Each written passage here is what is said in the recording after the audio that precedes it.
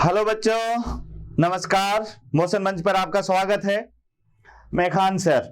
आज बेटे अपन एक नया टॉपिक लेकर आए हैं और ये टॉपिक आपका रहेगा जीन अभिव्यक्ति का नियमन, यानी आपने सुना होगा regulation of the gene expression, यानी regulation of the gene expression, जिसको आप कहेंगे बच्चों जीन की अभिव्यक्ति। तो यहां टोटली आज अपन को पढ़ने वाले हैं बेटे जीन के बारे में कि ये जीन होती क्या है। तो आपने एक टॉपिक का नाम सुना होगा one gene one enzyme. One gene one enzyme, यानी बेटे एक जीन जो होते हैं वो एक एंजाइम पर नियंत्रण रखते हैं। तो यहां पर अपन को ये देखना है कि कोशिका के अंदर बेटे कई सारे कार्य परफॉर्म होते हैं। जैसे हमारी बॉडी के अंदर कई सारे कार्य परफॉर्म होते हैं, उसी तरह से जो कोशिका होती है उसके अंदर भी कई सारे कार्य परफॉर्म होते हैं। तो यहां आपको ध्यान रखना है कि कोशिका के अंदर जो कार्य होते हैं उन कार्य का जो नियमन है यह विशेष जीनों के द्वारा होता है। तो कोशिका के भीतर होने वाले कार्यों का नियमन विशेष जीन के माध्यम से होता है, जिसे अपन जीन की अभिव्यक्ति कहेंगे। जीन की अभिव्यक्ति पढ़ने के लिए बेटे यहां पर हमें एक कॉन्सेप्ट लेना पड़ेगा और उस कॉन्सेप्ट को अपन कहेंगे ओपेरॉन कॉन्सेप्ट, यानी ओपेरॉन सिस्टम। अब इस ओपेरॉन सिस्टम के अंदर एक इंड्यूसर के रूप में, एक प्रेरक के रूप में अपन एक केमिकल लेंगे, उसका नाम होगा लैक्टोज। तो बेटे लैक्टोज जब अपन ओपेरॉन कॉन्सेप्ट में लेंगे तो इस ओपेरॉन कॉन्सेप्ट को अपन क्या बोल देंगे, लेक ओपेरॉन। तो आज अपन को जो डिस्कस करना है वह इस लेक ओपेरॉन के बारे में डिस्कस करना है। बेटे लेक ओपेरॉन के अंदर जो इंड्यूसर यहां लिया जाएगा उसको मैंने क्या बताया, लैक्टोज लिया जाएगा। तो लैक्टोज जिस ओपेरॉन कॉन्सेप्ट में काम आएगा उसे तो लेक ओपेरॉन कहते हैं। और अगर बेटे कभी कभी इंड्यूसर के रूप में ट्रिप्टोफान को भी यूज ले लिया जाता है तो उसे ट्रिप्टोफान ओपेरॉन सिस्टम कहते हैं। तो यहां आज हमें जो डिस्कस करना है वह लेक ओपेरॉन के बारे में डिस्कस करना है ना। तो यहां शुरू करते हैं बेटे अपन यहां पर लेक ओपेरॉन से पहले, यानी जीन अभिव्यक्ति। आज का जो हमारा टॉपिक रहेगा यह टॉपिक रहेगा जीन की अभिव्यक्ति, जिसे आप कहेंगे यानी रेगुलेशन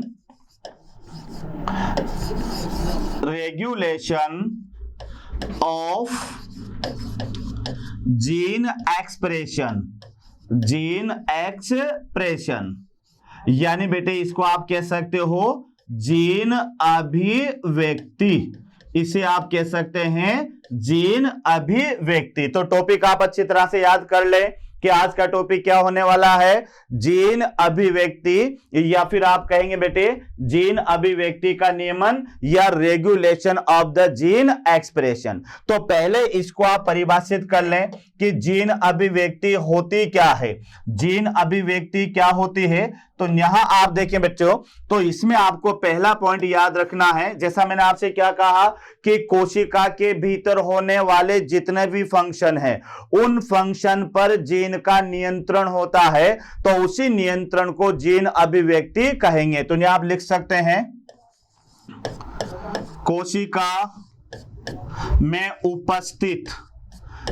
कोशिका में उपस्थित जीन विभिन्न कार्यों का नियमन करती है, विभिन्न कार्यों का नियमन करती है, विभिन्न कार्यों का नियमन करती है, जिसे आप कह सकते हो जीन अभिव्यक्ति, जिसे आप बच्चों कह सकते हो जीन अभिव्यक्ति, यानी जीन अभिव्यक्ति, या फिर आप इसे कह सकते हो रेगुलेशन ऑफ जीन एक्सप्रेशन, जिसे जीन अभिव्यक्ति कहते हैं, जिन्हें जीन अभिव्यक्ति कहते हैं। तो ये थोड़ा सा आप याद रखें। अगेन मैं रिपीट कर रहा हूं, थोड़ा सा समझ के याद करें बच्चों, क्योंकि ये जो टॉपिक है ये थोड़ा सा बेटे समझ से थोड़ा परे होता है, तो इसको आपको थोड़ा समझ के याद करना पड़ेगा। जैसे आपने याद किया होगा ट्रांसलेशन, ट्रांसक्रिप्शन, तो थोड़ा सा डिफिकल्ट तो लगा होगा आपको, लेकिन बेटे अगर आप ध्यान से पढ़ेंगे तो आपके नीट एग्जाम के लिए भी वो आपके लिए फायदेमंद रहेगा। तो इसी तरह से आप देखिएगा कि यहां पर अपन जीन अभिव्यक्ति पढ़ने वाले हैं, तो ये भी थोड़ा सा हार्ड टॉपिक होगा, लेकिन ध्यान से समझना तो ये सरल आपको लगेगा। तो जीन अभिव्यक्ति किसे कहेंगे कि कोशिका में उपस्थित विभिन्न प्रकार की जो जीनें हैं, तो ये जीनें हैं बेटे विभिन्न कार्यों का, ये थोड़ा ध्यान रखना, विभिन्न कार्यों का नियमन करती है, जिसे जीन अभिव्यक्ति कहते हैं। ये कैसे नियमन करेगी, तो यहां पर मैं आपको बताऊं तो बेटे यहां पर आप देखिएगा, जैसे एक एंजाइम होता है बेटे, जैसे बीटा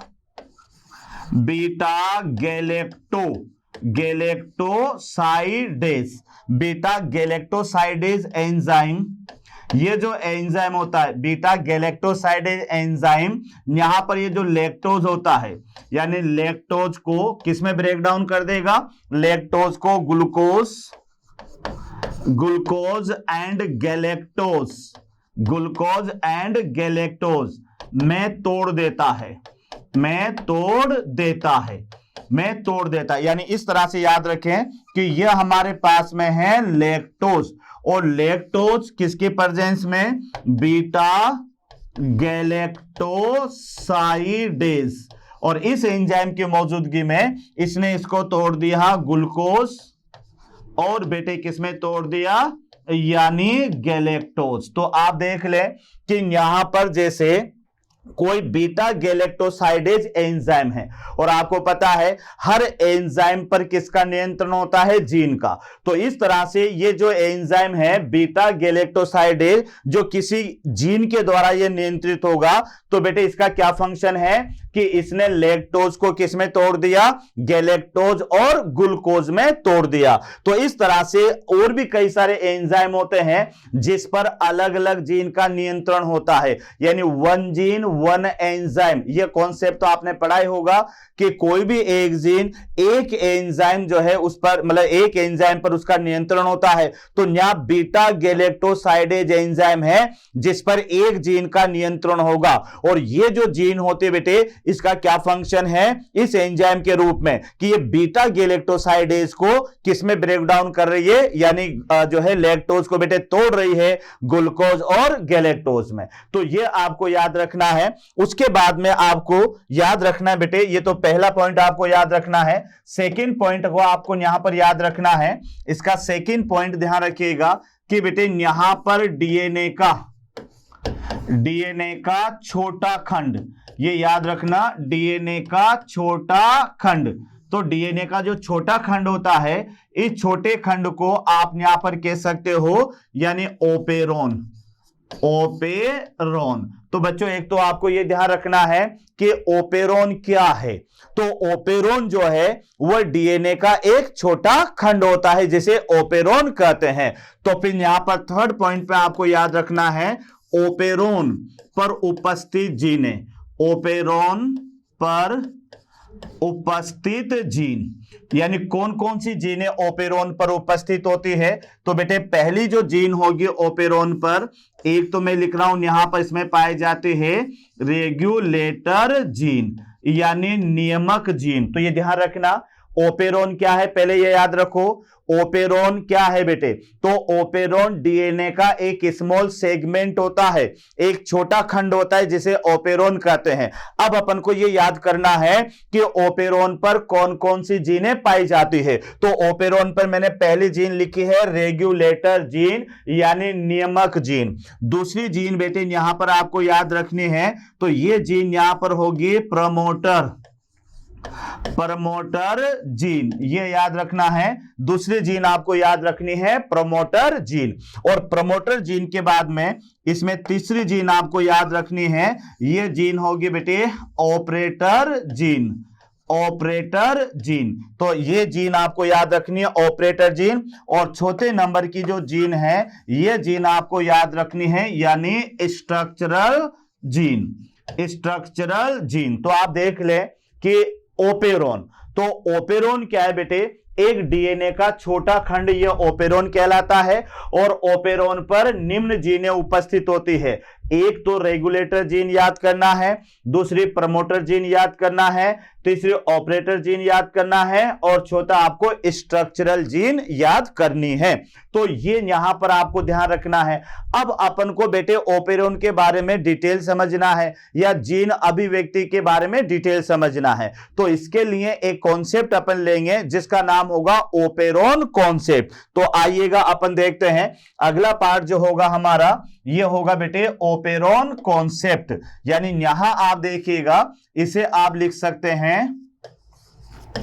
ओपेरोन कॉन्सेप्ट, या फिर बेटे आप इसे बोल सकते हो लेक ओपेरोन। लेक ओपेरोन, तो ये थोड़ा सा ध्यान रखना, ओपेरोन कॉन्सेप्ट या फिर लेक ओपेरोन, या इसे इंड्यूसिबल ओपेरोन भी आप इसे कह सकते हैं। तो अब अपन को जीन अभिव्यक्ति के बारे में जानकारी लेनी है। तो जीन अभिव्यक्ति के बारे में या जीन के अभिव्यक्ति के नियमन के बारे में जानकारी लेनी है। तो बच्चों आज अपन को पढ़ना है यानी ओपेरोन कॉन्सेप्ट या लेक ओपेरोन। अब ये लेक ओपेरोन क्यों कहा, तो मैंने आपसे क्या कहा बेटे कि ओपेरोन कॉन्सेप्ट को दो पार्ट होते हैं। अगर इंड्यूसिबल के रूप में, अगर इंड्यूसर या प्रेरक के रूप में आप लैक्टोज का उपयोग करते हैं तो इसे लेक ओपेरोन कहेंगे। और अगर यहां पर इंड्यूसर के रूप में अगर आप ट्रिप्टोफान अमीनो एसिड का यूज करते हैं तो उसे ट्रिप्टोफान ओपेरोन कॉन्सेप्ट कहेंगे। तो हमें यहां पर जो लेना है वो लेना है बच्चों ओपेरोन कॉन्सेप्ट, या फिर इसको कहेंगे लेक ओपेरोन। तो आइएगा, ये यहां पर हमारे पास में मेन टॉपिक है, ये टॉपिक यहां पर अपने लिया है यानी ओपेरोन कॉन्सेप्ट या फिर लेक ओपेरोन। तो लेक ओपेरोन के बारे में बताया किसने, तो यहां अपन सबसे पहले ये देखें, यानी इसका फर्स्ट पॉइंट आपको याद रखना है कि खोजकर्ता कौन है बेटे इसका, यानी इसे डिस्कवर किसने किया। तो इसको जो डिस्कवर किया ये किया किसने, Jacob and Monod. Jacob and Monod. और किसमें किया बच्चों, तो ये किया ई कोलाई बैक्टीरिया। तो ये थोड़ा सा याद रखना है कि ओपेरोन कॉन्सेप्ट के बारे में बताने वाला या जो है क्या कहते हैं लेक ओपेरोन कॉन्सेप्ट के बारे में बताने वाला जो वैज्ञानिक है वो वैज्ञानिक है जेकब एंड मोनार्ड। तो बेटे इस कॉन्सेप्ट को जिसने खोजा वो खोज करता है हमारे पास में जेकब एंड मोनार्ड। और किस में खोजा, तो इन्होंने खोजा ई कोलाई बैक्टीरिया में, ई कोलाई बैक्टीरिया में। यहां तक क्लियर। और अब यहां अपन सेकंड पॉइंट पर अपन देखते हैं यानी लेक ओपेरोन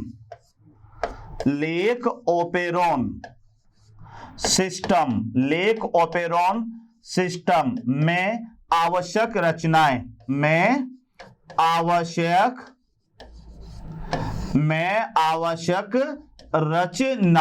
यानी यहां पर आपको देखना है कि कौन कौन सी रचनाएं इस ओपेरोन कॉन्सेप्ट में काम करती है। अगला जो पार्ट होगा बेटे हमारा, यानी इसमें यह पार्ट होगा, यानी पहला जो कॉन्सेप्ट होगा इसमें, यानी पहले नंबर 1 की रचना हमें चाहिए, वो रचना यहां पर काम आएगी रीप्रेशर।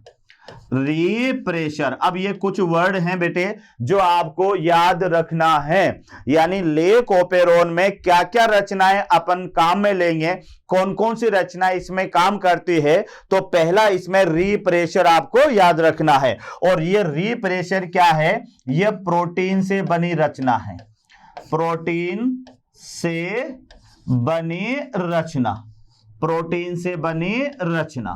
तो ये याद रखना, ये प्रोटीन से बनी रचना है जो रेगुलेटर जीन के द्वारा जो है निर्मित होती है या उस जीन के द्वारा इसे बनाई जाती है। तो पहली रचना तो आपको रिप्रेशर याद रखना है। दूसरी रचना बेटे यहां पर जो आप काम में लेंगे वो रचना होगी यहां पर नंबर 2, और नंबर 2 रचना होगी इंड्यूसर। बहुत इंपॉर्टेंट है, ध्यान रखना। तो यहां पर आपको ध्यान रखना है कि इंड्यूसर के रूप में यहां पर किसका उपयोग लिया जाएगा, यानी इंड्यूसर क्या होगा, ये लैक्टोज के रूप में ये होगा, लैक्टोज के रूप में। तो ये बहुत ही इंपॉर्टेंट है कि लेक ओपेरोन में जो इंड्यूसर है वो क्या है, लैक्टोज है। और आप भी जानते होंगे बच्चों, ये लैक्टोज कार्बोहाइड्रेट है, एक केमिकल सब्सटेंस है। तो लेक ओपेरोन को लेक ओपेरोन क्यों कहा जाता है? तो क्या जवाब है आपके पास में कि इस ओपेरोन सिस्टम के अंदर जो इंड्यूसर के रूप में जो काम में लिया जाता है वह लिया जाता है बच्चों कौन सा, यानी लैक्टोज।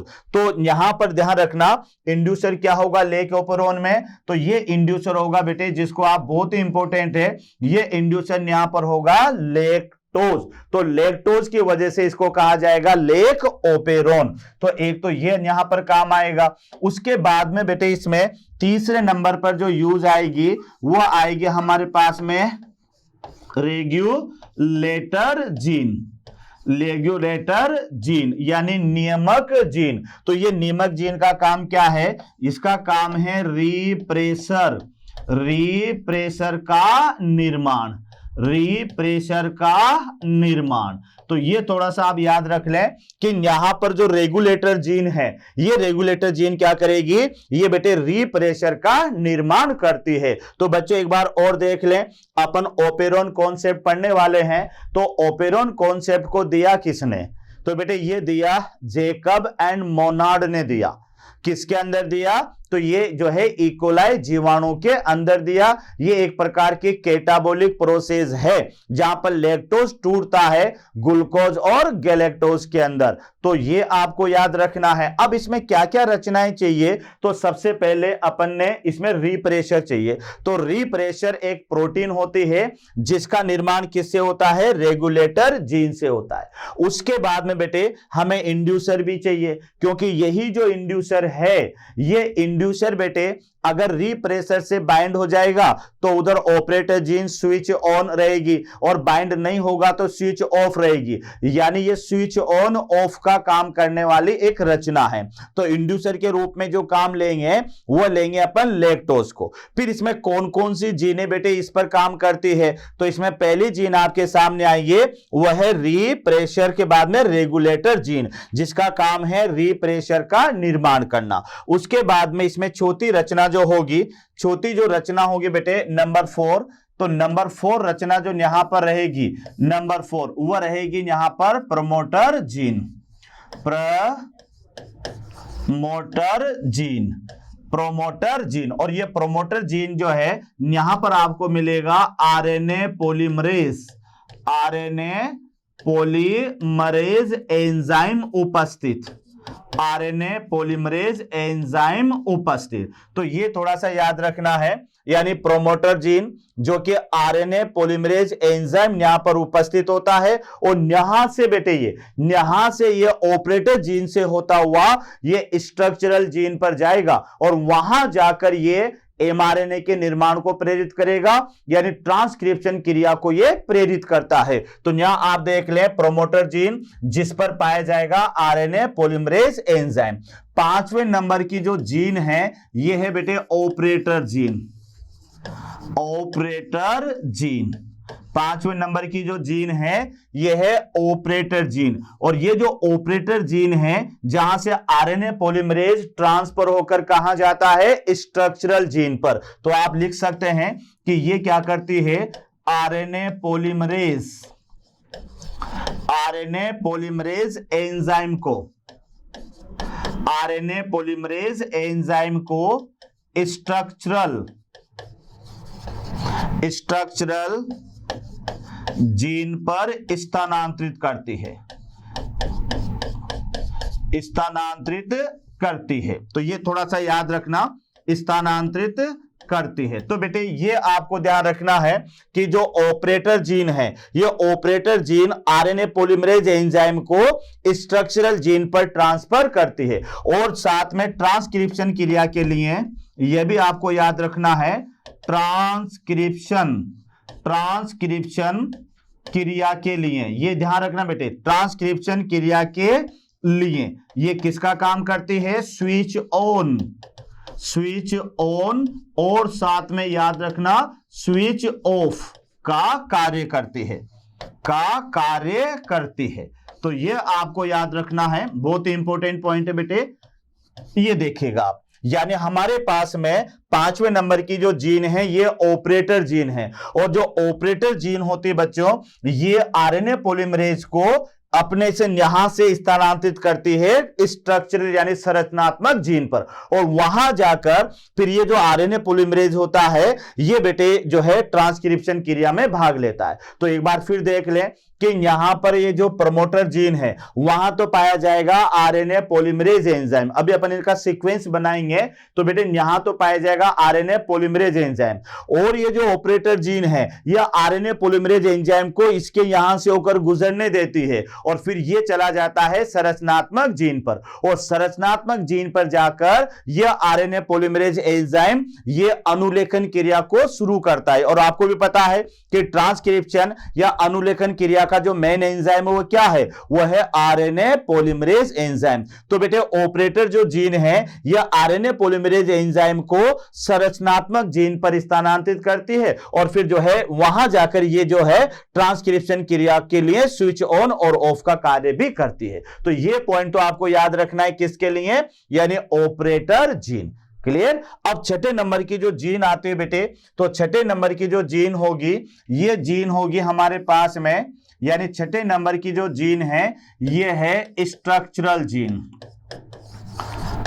स्ट्रक्चरल जीन, ये याद रखना, स्ट्रक्चरल जीन यानी संरचनात्मक जीन। और ये जो संरचनात्मक जीन है ये आपको याद रखना है कि इसका पहला पॉइंट तो याद रखना है कि ये ट्रांसक्रिप्शन क्रिया यानी ये जीन एमआरएनए के निर्माण को प्रेरित, एमआरएनए के निर्माण को प्रेरित, ये ध्यान रखना। यानी जो संरचनात्मक जीन है यही जीन आगे चलकर एमआरएनए बनाती है। तो स्ट्रक्चरल जीन का पहला पॉइंट याद कर लेना कि ये एमआरएनए के निर्माण को प्रेरित करती है, या न्यू कह सकते हो बेटे कि ये ट्रांसक्रिप्शन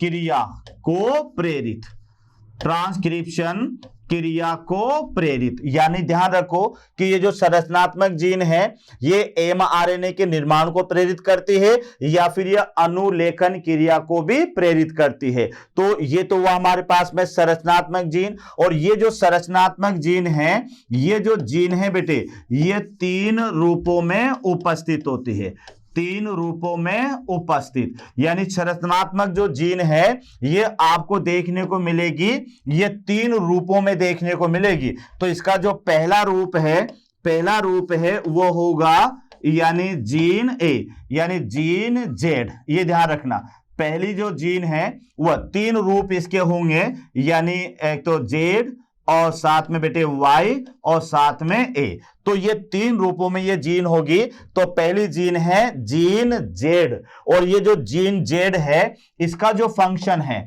इसका जो फंक्शन आपको याद करना है, तो ये फंक्शन जो बेटे इसका होगा जीन जेड का फंक्शन, ये जीन जेड इसका जो कार्य होगा, इसका कार्य ये होगा बेटे कि यहां पर इस जीन के द्वारा नियमन किया जाएगा, वो होगा beta galactosidase enzyme, beta galactosidase enzyme. और इस एंजाइम की उपस्थिति में ये जो यहां पर लैक्टोज होगा ये बेटे ब्रेक डाउन हो जाएगा, यानी ग्लूकोज और plus galactose, glucose plus galactose. तो एक बार समझ लीजिएगा, एक बार और समझ ले बच्चों यहां पर कि अपन पढ़ रहे हैं संरचनात्मक जीन। तो संरचनात्मक जो जीन है ये जीन बेटे क्या करेगी, एमआरएनए के निर्माण को प्रेरित करेगी। और एमआरएनए का बनना क्या कहलाता है, तो ये कहलाता है बच्चों अनुलेखन या ट्रांसक्रिप्शन। तो ये उस पर भी नियंत्रण रखती है। ये 3 रूपों में पाई जाती है, जीन जेड, जीन वाई और जीन ए। तो यहां पर पहली इसका रूप है जीन जेड। तो जीन जेड जो नियमन करती है वह बीटा गैलेक्टोसाइडेज एंजाइम का नियमन करेगी। और बेटे ये एंजाइम क्या करता है कि लैक्टोज को तोड़ देता है ग्लूकोज और गैलेक्टोज में। तो in the presence of beta galactosidase enzyme the lactose break down into the glucose and galactose. तो ये तो हमारे पास में पहली जीन हो गई। इसकी दूसरी जो जीन आप देखेंगे, इसकी दूसरी जो जीन होगी बच्चों, ये सेकंड नंबर की जीन आपको याद रखनी है और इसका नाम होगा जीन वाई। यानी देख लो आप सीक्वेंस में जीन वाई। अब ये जो जीन वाई है ये किसका नियमन करेगी वह अपन यहां पर देखते हैं। जो जीन वाई है तो जीन वाई के द्वारा जो बेटे नियमन किया जाएगा, यानी जीन वाई जिसका नियमन करेगी है ना, या जिस पर कंट्रोल रखेगी, उसका नाम है परमिएज एंजाइम। परमिएज एंजाइम। तो ये याद रखना कि जो जीन वाई है, तो जीन वाई जिसका नियमन कर रही है उसका नाम है परमिएज एंजाइम। और बेटे ये जो परमिएज एंजाइम है इसका जो कार्य है, परमिएज एंजाइम का जो कार्य है, ये कार्य है lactose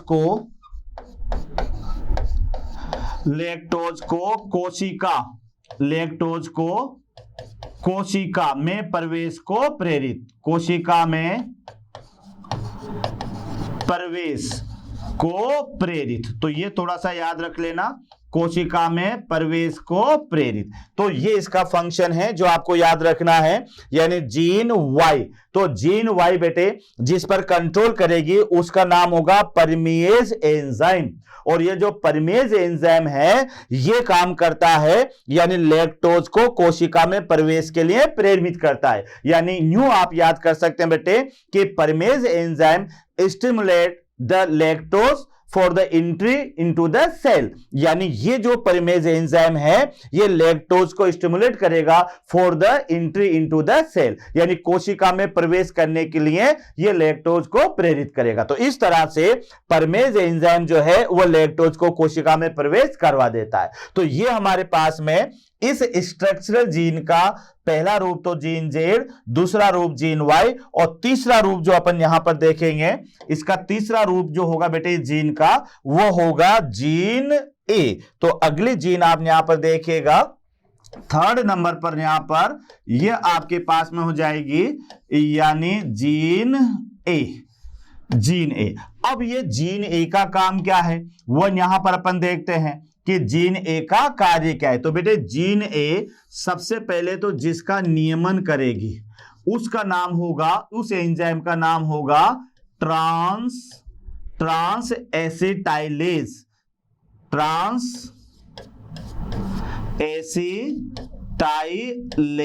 enzyme. Trans acetylase enzyme.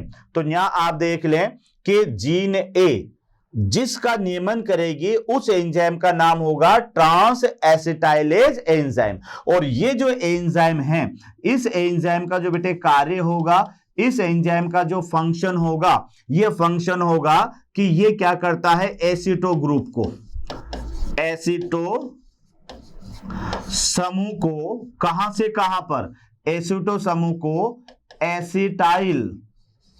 Acetyl coenzyme A से ध्यान रखना बेटे, बीटा गैलेक्टोसाइडेज पर स्थानांतरित करती है,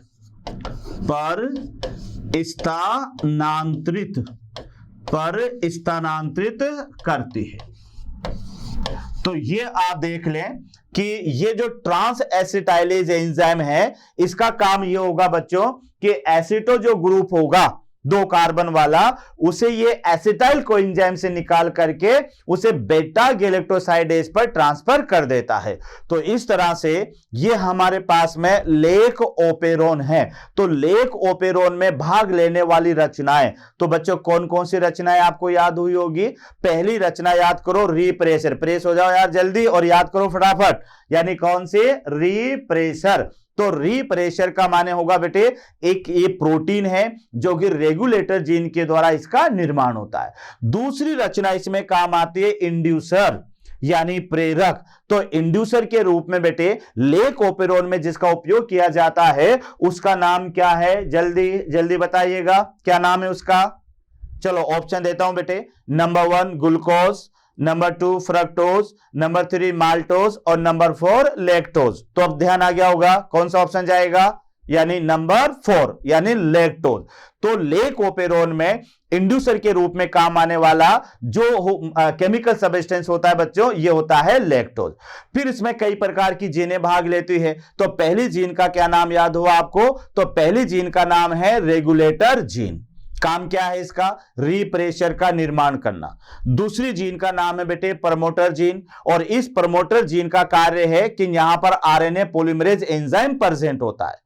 तीसरी जीन आपको याद करनी है ऑपरेटर जीन। तो ये ऑपरेटर जीन का काम यह है कि ये प्रमोटर जीन से आरएनए पॉलीमरेज एंजाइम को ये जो है स्ट्रक्चरल जीन पर ट्रांसफर होने देती है, यानी यहां से गुजरता है बेटे। अभी मैं डायग्राम बनाऊंगा। तो ये जो है आरएनए पॉलीमरेज है, ये प्रोमोटर जीन से स्टार्ट होकर ऑपरेटर जीन से होता हुआ स्ट्रक्चरल जीन पर जाता है। तो आप ये याद कर सकते हैं कि जो ऑपरेटर जीन है यह आरएनए पॉलीमरेज एंजाइम को स्ट्रक्चरल जीन पर ट्रांसफर करती है। जैसे ही आरएनए पॉलीमरेज स्ट्रक्चरल जीन पर जाता है तो बेटे वहां पर वह प्रोटीन बनाना शुरू कर देता है। तो यहां ये जो ऑपरेटर जीन है बेटे, ये जो है स्विच ऑन और स्विच ऑफ की तरह काम करेगी। ये अभी अपन देखेंगे कि अगर इंड्यूसर प्रेजेंट होगा तो ये स्विच ऑन रहेगी, अगर इंड्यूसर एब्सेंट होगा तो ये स्विच ऑफ रहेगी। तो कुल मिलाकर ये ऑपरेटर जीन जो है ये ट्रांसक्रिप्शन क्रिया के लिए स्विच ऑन और स्विच ऑफ का कार्य करती है। थोड़ा आगे बढ़े अपन तो स्ट्रक्चरल जीन आती है। तो स्ट्रक्चरल जीन पर जैसे ही आरएनए पॉलीमरेज पहुंचता है तो वहां पहुंचने के साथ ही बेटे वह प्रोटीन के लिए जो एमआरएनए उसको बनाना शुरू कर देता है, यानी वहां पर एमआरएनए का निर्माण शुरू हो जाता है और ट्रांसक्रिप्शन भी शुरू हो जाता है। 3 रूपों में पाई जाती है संरचनात्मक जीन, 3 रूपों में। तो 3 रूप कौन कौन से होंगे, पहले तो बेटे याद करना जिया, ऐसे याद कर लेना जिया, है ना, कोई लड़की का नाम नहीं है ये, जिया यानी जीन जेड, जीन वाई और जीन ए। तो बेटे कैसे याद करोगे, जिया यानी जेड वाई और ए। अब इनके फंक्शन क्या क्या होंगे, तो जो जीन जेड है वह बीटा गैलेक्टोसाइडेज एंजाइम पर कंट्रोल करेगी, और उस एंजाइम का काम क्या है कि वह लैक्टोज को तोड़ देगा ग्लूकोज और गैलेक्टोज के अंदर। तो यहां तक क्लियर हो गया। उसके बाद में फिर आपको याद रखना है कि जो है जीन वाई, तो जीन वाई क्या कर रही है बेटे कि जीन वाई जो है वह परमेजेज एंजाइम का नियमन करती है, और परमेजेज एंजाइम क्या करता है बेटे, stimulate the lactose for the entry into the cell, यानी वह लैक्टोज को कोशिका के भीतर प्रवेश करने के लिए प्रेरित करेगा। और जो फिर लास्ट वाली जीन है ए जीन, तो वह बेटे नियमन करती है ट्रांस एसिटाइलेज एंजाइम का। और ये जो ट्रांस एसिटाइलेज एंजाइम है ये क्या करता है, ये ट्रांस एसिटाइलेज एंजाइम जो है वह बेटे एसिटो ग्रुप को एसिटाइल कोएंजाइम से गैलेक्टोसाइडेज पर ट्रांसफर करने का काम करता है। अब ये जो यहां पर लेकोपेरोन है, यहां याद रखना बेटे लेकोपेरोन, और इसको आप बांटोगे 2 भागों में विभक्त, 2 भागों में विभक्त। तो ये याद रखना 2 भागों में विभक्त। अब 2 भाग कौन कौन से अपन को यहां पर लेना है, तो 2 भाग जब अपन लेंगे तो पहला भाग मेरा होगा in the absence of inducer, यानी इंड्यूसर की अनुपस्थिति में। और मेरा दूसरा भाग होगा बेटे इन the presence of inducer, in the presence of inducer. तो अच्छी तरह से याद कर लें कि लेकोपेरोन को अपन 2 भागों में बांटने वाले हैं। एक तो ये इंड्यूसर की उपस्थिति में लेकोपेरोन, और एक इंड्यूसर की अनुपस्थिति में लेकोपेरोन। तो आइए बच्चों अपन शुरुआत करते हैं, यानी यहां पर कैपिटल ए से शुरुआत करते हैं। तो यहां पर हमारे पास में होगा पहला यानी कैपिटल ए, जिसे आप याद रखेंगे इन द एब्सेंस ऑफ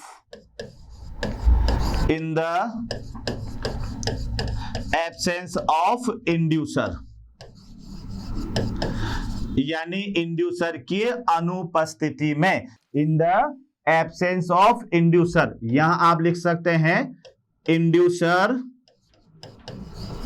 की अनुपस्थिति में, इंड्यूसर की अनुपस्थिति में। अब अनुपस्थिति में क्या होता है वो अपन को यहां पर देखना है। तो यहां आप देखिएगा कि इंड्यूसर की अनुपस्थिति में, तो बेटा अब यहां पहले ध्यान से देख लो, ये मेरे पास में कोई सेगमेंट है किसका, यानी डीएनए का सेगमेंट है ना। तो डीएनए के सेगमेंट में यहां से यहां तक मैं देखता हूं, तो ये यहां पर जीन है, उसके बाद में एक सेगमेंट यहां पर आ रहा है, एक सेगमेंट यहां पर आ रहा है, और फिर बाकी सेगमेंट ये है। तो यहां आप देखें, उसके बाद में इसमें आप देख लीजिएगा कि एक तो यहां पर होगा और यहां पर होगा। तो यहां आप देखिएगा कि यहां से यहां तक ये तो है मेरे पास में रेगुलेटर जीन, और बेटे ये यहां से यहां तक ये है यानी प्रमोटर जीन, और ये वाली यहां से यहां तक है ऑपरेटर जीन, ये ऑपरेटर जीन है, और ये पूरी की पूरी ये है स्ट्रक्चरल जीन, ये यहां पर है स्ट्रक्चरल जीन। ये संरचनात्मक जीन है जिसमें पहला तो है इसका जेड, फिर बेटे वाई, और फिर यहां पर ए। तो ये मेरे पास में क्या है, ये एक ओपेरॉन है, ये ध्यान रखना, ये यहां पर है ओपेरॉन, ओपेरॉन। तो ये ओपेरॉन क्या है, एक डीएनए का खंड है। तो एक बार देख ले ध्यान से कि डीएनए के खंड में regulator gene, promoter gene, operator gene और एक स्ट्रक्चरल जीन। तो बेटा आरजी का माने रेगुलेटर जीन से याद रखना है, और पीजी का माने प्रमोटर जीन से याद रखना है, ओजी का माने ऑपरेटर जीन से याद रखना है, और एसजी का माने स्ट्रक्चरल जीन से याद रखना है।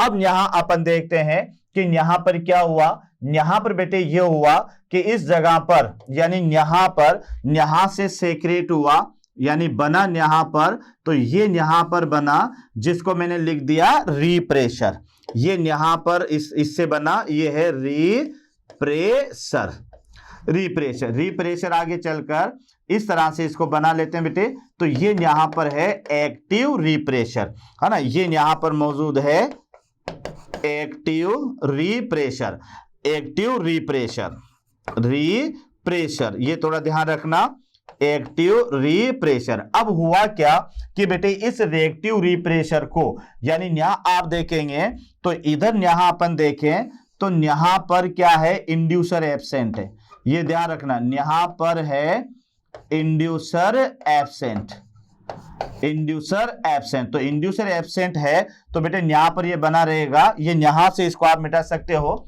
ये रीप्रेशर है, ये थोड़ा सा ध्यान रखना कि अभी यहां एक्टिव मत लिखो बेटे, यहां पर रीप्रेशर ध्यान रखो।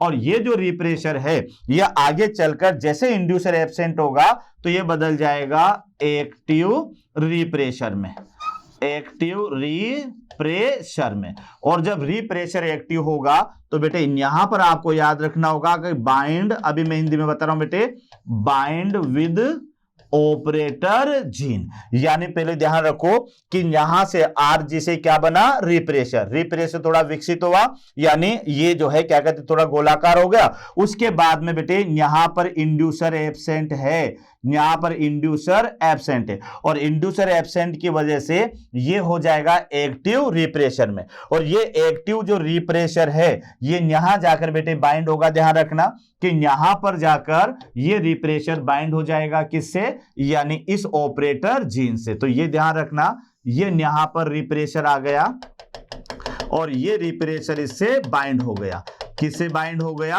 ऑपरेटर जीन से। और जैसे बेटे ये ऑपरेटर जीन से बाइंड होगा तो ये ऑपरेटर जीन यहां पर किसका काम करेगी, तो ये काम करेगी स्विच ऑफ का काम, ये याद रखना, स्विच ऑफ का कार्य। यानी ऑपरेटर जीन, यानी ये जो एक्टिव रिप्रेशर है बाइंड विद ऑपरेटर जीन, और जैसे ऑपरेटर जीन से ये बाइंड होगा तो जो यहां पर प्रेजेंट है कौन सा एंजाइम, आरएनए पॉलीमरेज, पॉलीमरेज। तो बेटे ये आरएनए पॉलीमरेज यहां से इधर ट्रांसफर नहीं हो पाएगा, तो ये इस जगह पर ये किसका काम करेगी, स्विच ऑफ का। और जैसे स्विच ऑफ का काम करेगी तो बेटे यहां पर एम आरएनए, mRNA का निर्माण क्या होगा, बोलो, नहीं होगा। क्यों नहीं होगा? क्योंकि आरएनए पॉलीमरेज इस ऑपरेटर जीन से बेटे स्ट्रक्चरल जीन पर नहीं जा पाएगा। तो जब ये वहां पर नहीं जा पाएगा तो फिर यहां पर mRNA का निर्माण नहीं होगा। तो mRNA का निर्माण नहीं, तो फिर आप कह सकते हो नो ट्रांसक्रिप्शन, नो ट्रांसक्रिप्शन, यानी ना तो यहां mRNA बनेगा और ना ही यहां पर कोई ट्रांसक्रिप्शन की क्रिया होगी। तो एक बार और समझ ले कि ये हमारे पास में अपन किस में ले रहे हैं बेटे, in the absence of inducer, inducer की अनुपस्थिति में। तो इंड्यूसर की जो अनुपस्थिति है, तो इंड्यूसर की अनुपस्थिति में बेटे क्या होगा, रिप्रेशर यहां से आएगा और ये रिप्रेशर को जब इंड्यूसर नहीं मिलेगा तो ये एक्टिव रिप्रेशर में बदल जाएगा और ये एक्टिव रिप्रेशर फिर ऑपरेटर जीन से बाइंड हो जाएगा, फिर बाइंड विद ऑपरेटर जीन, यानी ऑपरेटर जीन से ये बंधित हो जाएगा और जैसे ये ऑपरेटर जीन पर बेटे बंधित हो जाएगा तो आरएनए पॉलीमरेज अब यहां से होता हुआ संरचनात्मक जीन पर नहीं जा पाएगा और इस वजह से ये स्विच ऑफ का कार्य करेगी। और जब ऑपरेटर जीन बेटे स्विच ऑफ होगी तो ना तो यहां पर कोई ट्रांसक्रिप्शन क्रिया होगी और ना ही यहां पर कोई एमआरएनए का निर्माण होगा। तो इसके लिए अपन पहला पॉइंट अपन यहां पर याद रखेंगे कि इसमें क्या होगा बेटे, यानी इस क्रिया के अंदर पहला पॉइंट याद रखना कि इसमें इंड्यूसर अनुपस्थित होगा, इंड्यूसर अनुपस्थित, ये याद रखना। यानी अपन जो पहला पार्ट ले रहे हैं, कौन सा पार्ट ले रहे हैं, पहला पार्ट अपन ले रहे हैं बेटे in the absence of inducer. तो इसमें सबसे पहला पॉइंट याद रखना है इंड्यूसर अनुपस्थित होगा और इंड्यूसर की अनुपस्थिति में यह भी आपको सेकंड पॉइंट पे याद रखना है कि इंड्यूसर की अनुपस्थिति में रिप्रेशर एक्टिव रहता है बेटे, रिप्रेशर एक्टिव होता है, यानी जब तक किसी रिप्रेशर से बेटे इंड्यूसर नहीं जुड़ेगा तो फिर याद रखना ये यहां पर रिप्रेशर क्या रहेगा, एक्टिव रहेगा। अब रिप्रेशर जैसे एक्टिव होगा तो फिर मैंने क्या बताया था बेटे आपको यहां पर कि रिप्रेशर जब एक्टिव होगा तो फिर आपको याद रखना है कि एक्टिव रिप्रेशर ऑपरेटर जीन से जुड़ जाता है, ऑपरेटर जीन से जुड़ जाता है। तो जैसे ऑपरेटर जीन से जुड़ेगा तो फिर आपको याद रखना है कि जुड़ने के बाद ऑपरेटर जीन क्या हो जाएगी बेटे, स्विच ऑफ हो जाती है, तो ये आपको याद रखना है कि देखो स्टेप बाय स्टेप चलो बच्चों। यानी सबसे पहले क्या हुआ कि अपन पढ़ रहे हैं यानी इंड्यूसर की अनुपस्थिति में, तो इसमें स्वाभाविक है कि इसमें इंड्यूसर नहीं पाया जाएगा। तो जब इंड्यूसर नहीं मिलेगा बेटे रिप्रेशर को, तो इंड्यूसर की अनुपस्थिति में रिप्रेशर क्या रहेगा, एक्टिव रहेगा और जब रिप्रेशर एक्टिव होगा तो यह ऑपरेटर जीन पर जाकर जुड़ जाएगा और जैसे ये ऑपरेटर जीन से जुड़ेगा तो बेटे ऑपरेटर जीन क्या हो जाएगी, स्विच ऑफ हो जाएगी और जब ये ऑपरेटर जीन स्विच ऑफ होगी तो RNA polymerase enzyme promoter gene से स्ट्रक्चरल जीन पर ट्रांसफर नहीं हो पाएगा। तो फिर अगले नंबर पर आप लिख सकते हैं आरएनए पॉलीमरेज एंजाइम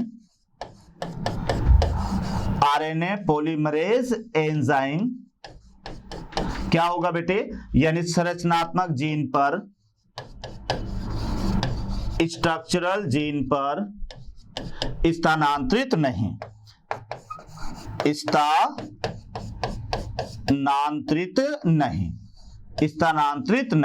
तो जैसे ही यहां पर ये स्विच ऑफ की तरह काम करेगी तो बेटे आरएनए पॉलीमरेज एंजाइम जो है वो संरचनात्मक जीन पर स्थानांतरित नहीं हो पाएगा और जब आरएनए पॉलीमरेज संरचनात्मक जीन पर गया ही नहीं है बेटे तो फिर वहां पर क्या नहीं होगा। तो फिर छठे नंबर पर आपको लिखना है कि इस अवस्था में एमआरएनए का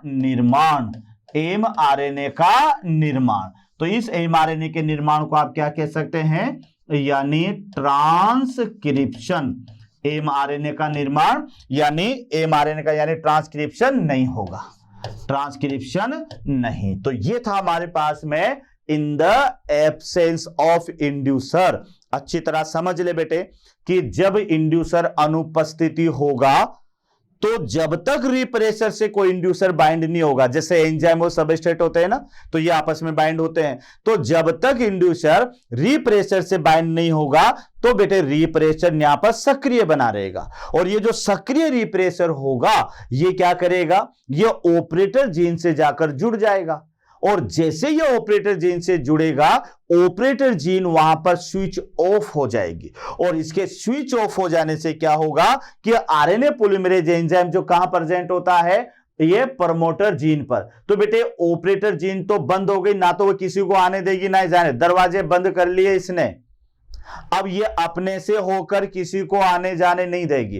तो ये जो ऑपरेटर जीन अभी स्विच ऑफ हुई है, ये आरएनए पॉलीमरेज को संरचनात्मक जीन पर नहीं जाने देगी, और जब आरएनए पॉलीमरेज एंजाइम संरचनात्मक जीन पर नहीं जाएगा तो बेटे वहां पर ट्रांसक्रिप्शन क्रिया नहीं होगी, क्योंकि आपको पता है कि ट्रांसक्रिप्शन क्रिया का जो मेन एंजाइम है वो क्या है, आरएनए पॉलीमरेज है। तो बेटे वहां पर आरएनए पॉलीमरेज नहीं जाएगा, और उसके नहीं जाने के कारण वहां पर ट्रांसक्रिप्शन क्रिया नहीं होगी, और ट्रांसक्रिप्शन क्रिया नहीं होगी तो वहां पर एमआरएनए नहीं बनेगा। इसका मतलब ये हुआ कि अगर वहां पर आरएनए पॉलीमरेज एंजाइम जीन के रूप में नहीं गया तो फिर वहां पर एमआरएनए नहीं बना, यानी नियमन किसके द्वारा, जीन के द्वारा। अगर जीन चली जाती वहां पर तो बेटे एमआरएनए बनता, लेकिन जीन नहीं गई वहां पर तो फिर एमआरएनए भी नहीं बना। इस वजह से अपन ये कहते हैं कि यहां पर जो जीन है यही कोशिका में मौजूद विभिन्न कार्यों का नियमन करती है। अब आइएगा अपन देखते हैं, ये तो अपन ने इंड्यूसर की एब्सेंस में देखा, अब बेटे अपन देखते हैं इंड्यूसर की उपस्थिति में जीन एक्सप्रेशन क्या होता है। तो यहां पर आप देखिएगा, अपन सेकेंड पार्ट यहां पर लेते हैं, तो सेकेंड पार्ट बेटे हमारा होगा यानी कैपिटल बी। तो कैपिटल बी अपन यहां पर लेते हैं इन द प्रेजेंस ऑफ, अब ध्यान रखना बेटे, इन the presence of inducer, in the presence of inducer, यानी यहां आप ले सकते हैं इंड्यूसर की उपस्थिति में, इंड्यूसर की उपस्थिति में, ये ध्यान रखना इंड्यूसर की उपस्थिति में। तो आइए अपन वापस डायग्राम बनाते हैं। डायग्राम बेटे वैसा ही बनेगा, ध्यान रखना कि यहां पर हमारे पास में ये है डीएनए का कोई सा सेगमेंट, ये डीएनए का सेगमेंट है बच्चों। तो ये तो है हमारे पास में, यानी यहां से यहां तक वही याद रखेंगे आरजी, और ये बेटे यहां से यहां तक होगा यानी पीजी, और ये यहां पर होगा यानी यहां से यहां तक यानी ओजी, और ये पूरा का पूरा होगा स्ट्रक्चरल जीन, स्ट्रक्चरल जीन, जिसके 3 पार्ट होंगे, याद रखना, इस तरह से आपको याद रखना है। तो ये तो हमारे पास में पहला पार्ट हो गया बच्चों, यानी इसका ओपेरोन। तो ये तो है हमारे पास में ओपेरोन, ये ओपेरोन है। अब यहां से ये बेटे वही किसको बनाता है, तो ये रिप्रेशर, ये रिप्रेशर आगे चलकर ये इस तरह से कन्वर्ट हो जाएगा, ठीक है ना, ये ध्यान रखना। लेकिन अब आगे क्या होगा, यहां आप ध्यान से देखिएगा, तो इसमें ये तो है रिप्रेशर, रिप्रेशर। अब यहां अगली स्टेप में बेटे, अगली स्टेप में क्या होने वाला है कि यहां पर प्लस आपको याद रखना है इंड्यूसर, यानी यहां पर इंड्यूसर प्रेजेंट होगा। तो इस इंड्यूसर को मैं इस तरह से मान लेता हूं कि ये यहां पर इंड्यूसर है, ये इंड्यूसर यहां पर इस तरह से है, ये इंड्यूसर यहां पर इस तरह से है। तो जैसे बेटे रिप्रेशन, यहां पे ये भी क्या है, यानी ये भी रिप्रेशर है। यहां पर आप देखिएगा कि यहां ये भी रिप्रेशर है, यानी इसे भी आप मानेंगे रिप्रेशर, रिप्रेशर। लेकिन अब ये रिप्रेशर किससे बाइंड होने वाला है, तो ये बाइंड होगा किससे, यानी इससे, इंड्यूसर से। तो यहां आप देखिएगा ये यहां पर ये रिप्रेशर है, और रिप्रेशर के साथ में यहां पर बाइंड हो गया, यानी बाइंड हो गया बच्चों यहां पर ये हमारे पास में इंड्यूसर, ये इंड्यूसर इससे बाइंड हो गया, ये ध्यान रखना, ये इंड्यूसर यहां पर इससे बाइंड हो गया, और जैसे इंड्यूसर इससे बाइंड होगा, जैसे इंड्यूसर इससे बाइंड होगा, अब यहां पर हमारे पास में क्या होगा, तो यहां ये जो बनेगा, यहां ये जो बनेगा बेटे, ये बनेगा यानी इंड्यूसर रिप्रेशर कॉम्प्लेक्स। तो ये यहां हमारे पास में बना इंड्यूसर रिप्रेशर कॉम्प्लेक्स। तो ये थोड़ा सा ध्यान रखें, यहां जो बनेगा ये बनेगा इंड्यूसर रिप्रेशर कॉम्प्लेक्स, इंड्यूसर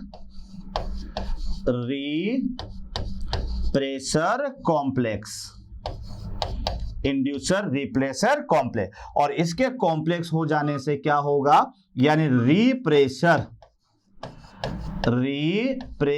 क्या हो जाएगा, इनएक्टिव, इनएक्टिव, ये ध्यान रखना बेटे, यानी रिप्रेशर यहां पर निष्क्रिय हो गया, और निष्क्रिय हो जाने से अब यहां पर क्या होगा, no binding, no bind with operator gene. जैसे रिजल्ट क्या मिलेगा हमें कि यहां पर बेटे ये हो जाएगी यानी स्विच ऑन। तो ये ध्यान रखना, ये यहां पर हो गई स्विच ऑन। तो एक बार और अच्छी तरह से देख ले, क्या हुआ कि यहां पर रिप्रेशर यहां से बना, तो ये रिप्रेशर अब किससे बाइंड हो गया बेटे, इंड्यूसर से, क्योंकि इसमें क्या है, प्रेजेंस है इंड्यूसर की।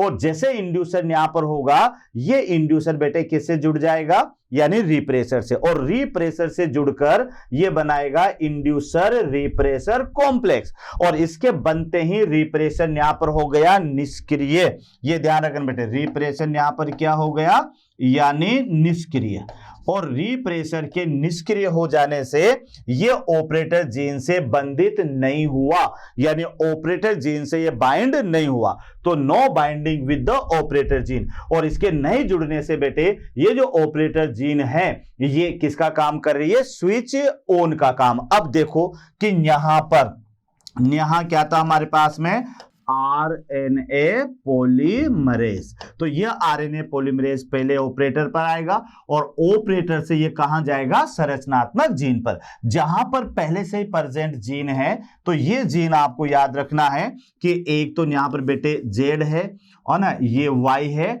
और ये ए है, ये ध्यान रखना। तो जैसे ये यहां पर यह आरएनए पॉलीमरेज एंजाइम कहां पर पहुंच गया, देखो प्रमोटर जीन से ये ऑपरेटर जीन से होता हुआ कहां चला गया, स्ट्रक्चरल जीन पर, और जैसे आरएनए पॉलीमरेज एंजाइम कहां पहुंचेगा, स्ट्रक्चरल जीन पर पहुंचेगा। तो बेटे यहां जाकर ये क्या कर देगा, ये ट्रांसक्रिप्शन क्रिया को शुरू कर देगा। तो यहां देखो, यहां पर क्या होगा, यहां होगा हमारे पास में ट्रांसक्रिप्शन क्रिया, ट्रांसक्रिप्शन क्रिया, और ट्रांसक्रिप्शन क्रिया से क्या होगा अगले स्टेप में, तो यहां पर बेटे ये अगले स्टेप में हमारे पास में बनेगा एमआरएनए निर्माण, यानी ट्रांसक्रिप्शन क्रिया होगी और यहां बन जाएगा एमआरएनए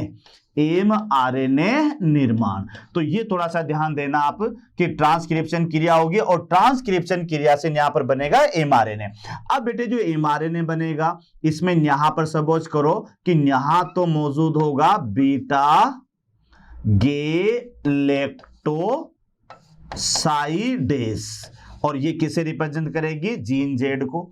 यहां पर बेटे ये यहां पर जीन वाई है, तो यहां प्रेजेंट होगा परमीजेज एंजाइम, और इस जगह पर ये है तो यहां प्रेजेंट होगा ट्रांस एसिटाइलेज, तो यहां आप देख लें कि यहां पर क्या हुआ कि जैसे आरएनए पॉलीमरेज कहां पहुंचा बेटे, संरचनात्मक जीन पर गया, संरचनात्मक जीन पर जाते ही वहां पर ट्रांसक्रिप्शन क्रिया क्या हो गई, शुरू हो गई। यानी यहां पर आप ध्यान से देखें तो यहां ट्रांसक्रिप्शन क्रिया शुरू हो गई, यानी ट्रांसक्रिप्शन क्रिया बेटे यहां पर स्टार्ट हो गई, ट्रांसक्रिप्शन क्रिया यानी शुरू, ये शुरू, और शुरू होते क्या हुआ, एमआरएनए का निर्माण हुआ। तो इस तरह से यहां पर ये एमआरएनए बना। तो एमआरएनए पर बेटे जो जेड जीन है वह बीटा गैलेक्टोसाइडेज पर नियंत्रण रखेगी, और जो जीन वाई है वह परमीजेज एंजाइम पर नियंत्रण रखेगी, और जो ए जीन है वह ट्रांस एसिटाइलेज पर नियंत्रण रखेगी। तो आइएगा इसके अंदर अपन कुछ बिंदु लिख लेते हैं, यानी इसका जो पहला बिंदु होगा बेटे, इसका जो पहला पॉइंट होगा यह बेटे नंबर 1 यानी इंड्यूसर उपस्थित, इंड्यूसर उपस्थित। तो ये ध्यान रखना, इसमें अपन पढ़ क्या रहे, इन द प्रेजेंस ऑफ इंड्यूसर। तो बेटे इसमें पहला पॉइंट याद कर लीजिएगा कि इसमें इंड्यूसर उपस्थित रहेगा। और ये जो इंड्यूसर है, ये ध्यान रखना, ये जो इंड्यूसर है ये किससे क्या करेगा, तो इंड्यूसर ध्यान रखना बेटे, इंड्यूसर रीप्रेशर, रीप्रेशर से जुड़कर, रीप्रेशर से जुड़कर, रीप्रेशर से जुड़कर, रीप्रेशर से जुड़कर क्या बनाता है बेटे, इंड्यूसर रीप्रेशर कॉम्प्लेक्स, इंड्यूसर रीप्रेशर कॉम्प्लेक्स का निर्माण करता है, का निर्माण करता है, निर्माण करता है। तो ये ध्यान रखना, यानी इन द प्रेजेंस ऑफ इंड्यूसर। तो बेटे उसमें क्या हुआ, इंड्यूसर किससे जुड़ा, रिप्रेशर से, और रिप्रेशर से जुड़कर यहां पर इसने बनाया इंड्यूसर रिप्रेशर कॉम्प्लेक्स। जैसे कि मान लेते हैं कि ये यहां पर तो बेटे इंड्यूसर है और प्लस ये यहां पर रिप्रेशर है, और इस तरह से यहां पर हमारे पास में ये स्ट्रक्चर बन गई जिसको अपन ने कहा इंड्यूसर रिप्रेशर यानी कॉम्प्लेक्स, इंड्यूसर रिप्लेक्स कॉम्प्लेक्स। अब जैसे ही क्या होगा कि इंड्यूसर रिप्रेशर कॉम्प्लेक्स बनेगा, ये ध्यान रखना, तो बेटे यहां पर क्या होगा, रिप्रेशर क्या हो जाएगा, रिप्रेशर, रिप्रेशर निष्क्रिय हो जाएगा, रिप्रेशर निष्क्रिय। ये भी ध्यान रखना, जैसे ही रिप्रेशर कॉम्प्लेक्स बनेगा रिप्रेशर क्या हो जाएगा, निष्क्रिय। अब आगे क्या होगा कि जैसे ही ये निष्क्रिय होगा तो बेटे जो रिप्रेशर है, रिप्रेशर, और ये कौन सा रिप्रेशर है, निष्क्रिय, निष्क्रिय। तो निष्क्रिय रिप्रेशर यानी ऑपरेटर जीन से बंधित नहीं, ऑपरेटर जीन से बंधित नहीं, ये ध्यान रखना। यानी जैसे ही रिप्रेशर निष्क्रिय होगा बेटे ये ऑपरेटर जीन से नहीं जुड़ेगा, बंधित नहीं होगा, नो बाइंड होगा, और जैसे ही ये इससे नहीं जुड़ेगा तो बेटे अगले नंबर पर आपको क्या याद रखना है कि बंधित नहीं होने पर यहां पर ऑपरेटर जीन किसका काम करेगी, यानी स्विच ऑन। यानी ये याद रखना कि जैसे ही रिप्रेशर ऑपरेटर जीन से बंधित नहीं हुआ तो बेटे उसके बंधित नहीं होने से ये जो ऑपरेटर जीन है ये स्विच ऑन हो जाएगी, और जैसे ऑपरेटर जीन स्विच ऑन होगी तो बेटे ये क्या करेगी, यानी RNA polymerase, RNA polymerase, RNA polymerase को क्या करेगी, स्ट्रक्चरल जीन, स्ट्रक्चरल जीन पर स्थानांतरित, स्ट्रक्चरल जीन पर स्थानांतरित कर देगी। ये ध्यान रखना, यानी ऑपरेटर जीन जो है वह आरएनए पॉलीमरेज को स्ट्रक्चरल जीन पर स्थानांतरित कर देती है, और जैसे ही यहां पर यह स्ट्रक्चरल जीन पहुंचती है तो फिर बेटे लास्ट में आपको याद रखना है कि स्ट्रक्चरल जीन पर जो आरएनए पॉलीमरेज होता है यह ट्रांसक्रिप्शन क्रिया को शुरू कर देता है। तो यहां पर आपसे ध्यान रख लें कि स्ट्रक्चरल जीन पर RNA polymerase enzyme, RNA polymerase enzyme, RNA polymerase enzyme यानी ट्रांसक्रिप्शन क्रिया, यानी अनुलेखन, अनुलेखन क्रिया, अनुलेखन क्रिया को शुरू कर देता है, अनुलेखन क्रिया को शुरू कर देता है, शुरू कर देता है। तो ये थोड़ा सा याद रखना, ये अनुलेखन क्रिया को शुरू कर देगा। तो एक बार फिर देख लें कि इंड्यूसर अनुपस्थित था, यहां पर सॉरी उपस्थित है, तो इंड्यूसर रिप्रेशर से जुड़ा, और रिप्रेशर से जुड़ते बेटे क्या बनाया, इंड्यूसर रिप्रेशर कॉम्प्लेक्स बना, और इंड्यूसर रिप्रेशर कॉम्प्लेक्स बनते ही रिप्रेशर क्या हुआ, निष्क्रिय हुआ, और रिप्रेशर के निष्क्रिय होने से यह ऑपरेटर जीन से बंधित नहीं हुआ, और ऑपरेटर जीन से जब रिप्रेशर नहीं जुड़ेगा तो बेटे वो किसका काम करेगी, स्विच ऑन का काम करेगी, और जब रिप्रेशर जीन स्विच ऑन होगी तो यह आरएनए पॉलीमरेज एंजाइम को संरचनात्मक जीन पर स्थानांतरित कर देगी, और जैसे आरएनए पॉलीमरेज एंजाइम संरचनात्मक जीन पर पहुंचेगा तो बेटे वहां पहुंचने के साथ ही ट्रांसक्रिप्शन क्रिया होगी और एमआरएनए बन जाएगा। ये जो एमआरएनए बनेगा ये 3 जीन के द्वारा नियमित होगा। तो बेटे उस पर एक तो जीन कौन सी होगी, जेड होगी, वाई होगी और ए होगी। तो जीन जो जेड होगी वो बीटा गैलेक्टोसाइडेज का नियमन करेगी, और बेटे बेटा मैंने पहले बता चुका हूं आपको कि बीटा गैलेक्टोसाइडेज जो है वो लैक्टोज को ग्लूकोज और गैलेक्टोज में तोड़ेगा।